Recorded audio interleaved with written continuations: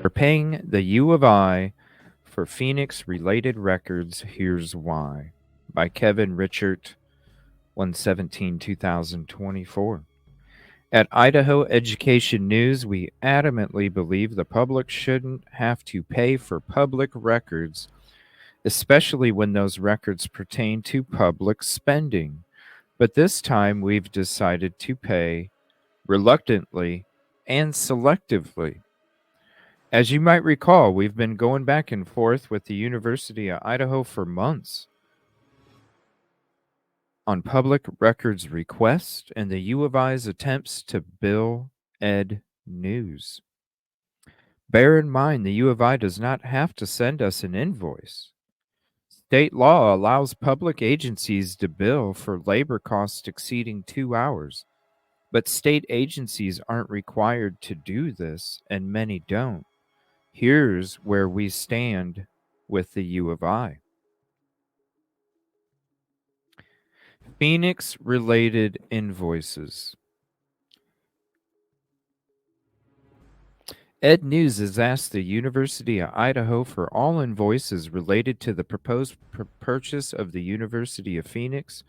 On January 10th, the U of I said it would cost $88.65 just to complete these bills. Once you have paid the estimate and we have identified and gathered the responsive documents and better understand the volume of records that would need to be reviewed, we will be able to provide you with a further estimate for us to review the responsive records, Carl Klein of the U of I's Office of General Counsel wrote. Emails to and from legislators. On January 8th, Ed News requested emails, texts, and other written communications with legislators. We narrowed the request to the two agencies most likely to have newsworthy contact with elected lawmakers, President C. Scott Green's office and the Office of Government Affairs. The University of Idaho said it would need to review a whopping 1,374 potentially responsive records at a cost of $815.01. Project Neptune. Since November, we have been requesting emails, text, and other public records containing the words Project Neptune, a code name for Phoenix. When we requested records from 4 departments, Green's office, the Provost's office, the Office of General Counsel, and the Division of Finance and Administration, we received a $2,370.95 invoice. We narrowed this request to Green's office and received $344.23 invoice, and that's just the cost to review all the emails to determine their size, including the number of pages and any attachments, Klein wrote. Here again, the actual bill for the records could prove to be higher. On Wednesday, Ed News paid $88.65 for the Phoenix-related invoices. We still believe the emails and the Project Neptune departments are in the public interest. We continue to oppose the U of I's billing practices which dissuade public records requests. But we also don't like the idea of walking away just because we're hitting some resistance. The runs counter to the tenets of watchdog journalism, reporting that holds public agencies accountable to the public. We believe that the Phoenix invoices could give us and Idahoans some insight into the behind-the-scenes cost of the proposed now it's $685 million, not $550. Is that because there's another $134 million, another $134 million settlement coming?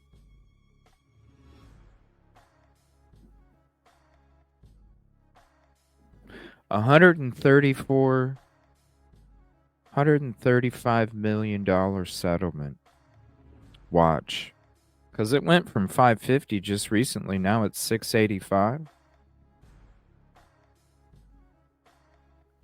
I bet there's another lawsuit coming.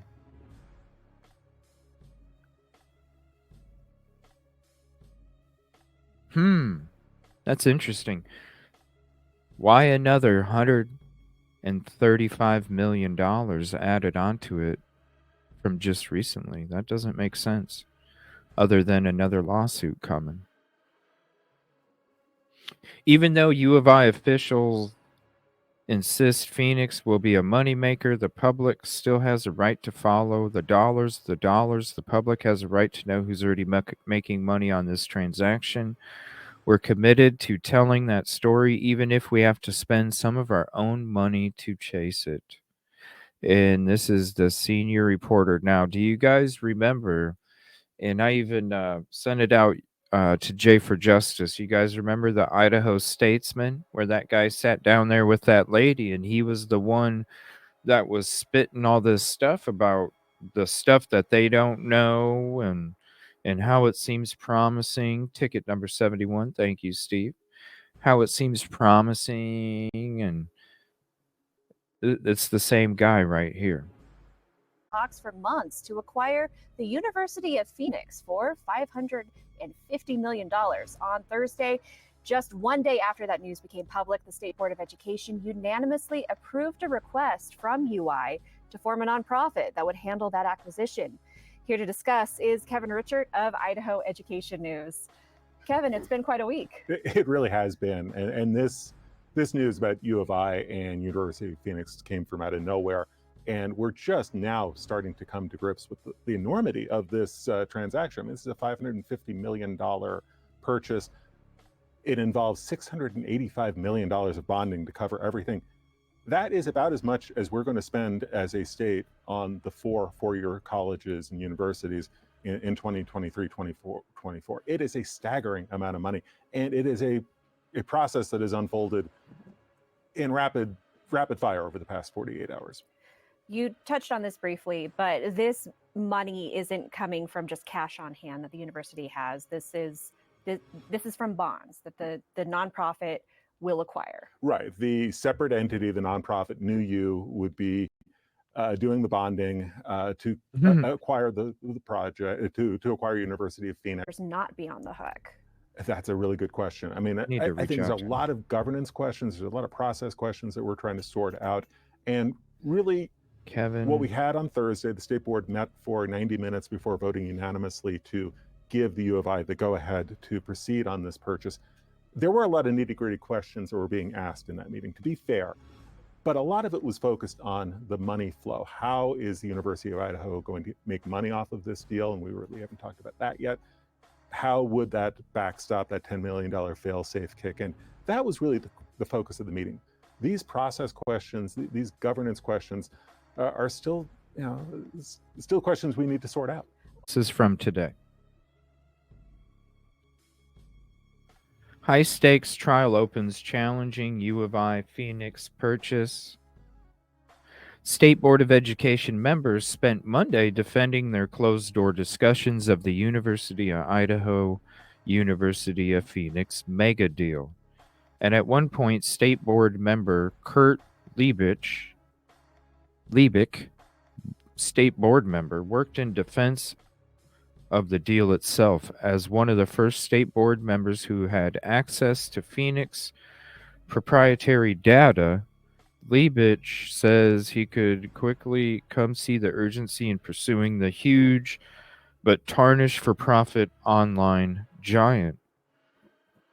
I saw how much value was there, Liebich said during an virtual testimony in a Boise courtroom. It's inconceivable to me that this wouldn't be a highly competitive process. The Ada County District Court trial represents one of the biggest obstacles to 685 million Phoenix purchase, a deal that could provide U of I with millions of dollars in new revenue. Yeah, because remember on Saturday night when we watched Cup of Joe, he said that the books get open to the University of Idaho too. So any of the money that's University of Phoenix Online has access to, now the University of Idaho has access to as well. The trial poses a public challenge to the state board and one of the largest and most polarizing decisions in the volunteer policy-making body's history. and the case is thick with intra-party political tension. Attorney General Raul Labrador's June lawsuit targets an 8-member board tightly aligned with Governor Brad Little.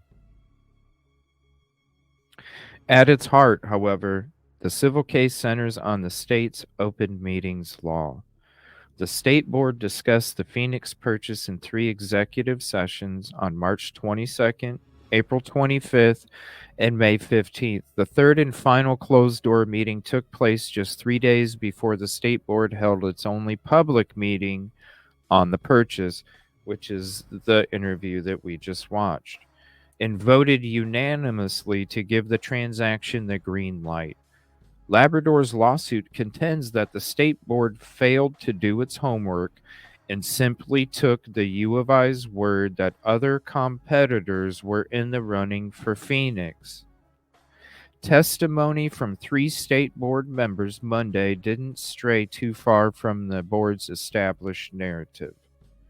They again said they put their faith in Jennifer Marcus, a deputy attorney who has been assigned to the state board for several years. Marcus counseled the board on the closed-door meetings, held under a little-used legal exemption covering a transaction that pits a state agency against a public bidder from another state or nation. I have the utmost trust in our Deputy Attorney General, board member Sean Kiyu said. I took her professional word for it. Everybody's taken their other word, just like the PCA. They said they still considered the University of Arkansas a potential suitor for Phoenix. Really? Even after the state's board of regents rejected a purchase on April, which was before May, and you somehow thought they were still in the running. In a closed executive session the following day, U of I President C. Scott Green urged board members not to count out Arkansas. Said Liebig, I still, in my mind, believe that Arkansas was a potential competitor. No, they said, screw this, it's a scam, just like every other college before them. And even under repeated questioning, they still did not name any other would-be suitors. For months, the U of I and the state board have not identified other potential buyers, and based on Monday's testimony, board members seem to have only cursory information about the competition. There was never a number, State Superintendent Debbie Critchfield said. But at every point it was explained we were a competitor in the process. Trust us. Attorneys on both sides tried to press the boundaries of the open meetings case. Twice, Deputy Attorney General Gregory Woodard tried to bring up Phoenix's $191 million settlement with the Federal Trade Commission over complaints of deceptive advertising. The settlement, he argued, made Phoenix less attractive to any would-be buyer. Twice, defense attorney Trudy Hansen Fauser objected. Fauser, the state's board-appointed outside attorney, said in her opening statement that she planned to point out Phoenix is a turning profit. These financials are just one reason why the board had every reason to believe the Phoenix bidding was competitive. District Judge Jason Scott sought to rein in both attorneys. He wouldn't allow Woodard to expand on the FTC case, but he said he wouldn't allow Fauser to bring up Phoenix's financial health. We're not litigating the wisdom of the deal, Scott said at one point. Despite the limited scope, Monday's hearing got off to a laborious start.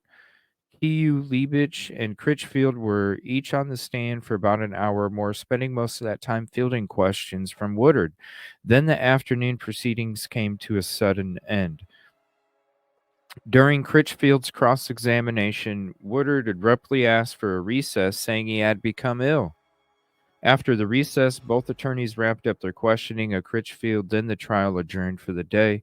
The unexpected adjournment left at least 2 prominent witnesses on hold.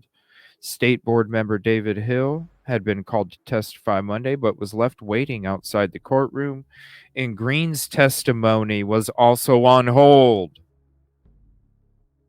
How convenient. How Convenient. Woodard had already indicated that he will call several other witnesses, including State Board Executive Director Matt Freeman, U of I attorney Kent Nelson, and Brady Hall, an attorney for Governor Brad Little. The trial is scheduled to run through Wednesday. It's not immediately clear whether Monday's abridged session will affect the schedule. This is not a jury trial, and at the end of the case, Scott is expected to make his ruling. The trial is a big hurdle to the Phoenix deal. Labrador's team wants Scott to nullify the state board's vote endorsing the purchase. But it isn't the sole hurdle. The U of I's accreditors still have to approve the deal, and a U of I affiliated nonprofit still has to secure financing for the purchase. They don't even have the business that's supposed to buy the. Whoa! Yo, it's January 22nd, 2024, and you don't even have the nonprofit organization that's supposed to purchase the University of Phoenix in the deal? You don't even have that yet?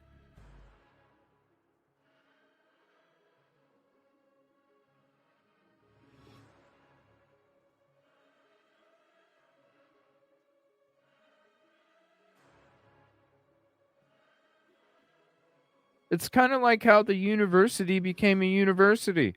Let's hurry up and complete this merger deal, and we'll worry about, the rest later. We'll worry about making Idaho a state later. Let's have University of Idaho so we can keep our panhandle. What the hell is this?